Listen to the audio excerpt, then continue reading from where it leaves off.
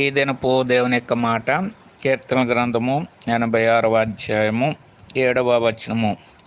నీవు నాకు ఉత్తరమిచ్చువాడువు. ఈ మాటలో భక్తుడి యొక్క విశ్వాసము మనం చూడగలిగేటటువంటి వారంగా ఉంటున్నాం. నాకు ఉత్తరం ఇమ్మని అడగడం లేదు, కానీ నీవు నాకు ఉత్తరం ఇచ్చువాడవని విశ్వాసంతో భక్తుడైన దావీదు పలుకుతున్నాడు.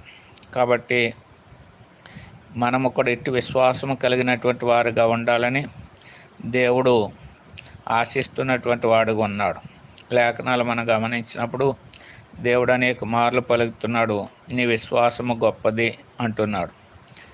నమ్మిన నాదు మహిమను చూస్తావని చెప్తున్నాడు. కాబట్టి భక్తుడు కూడా నమ్మినాడు.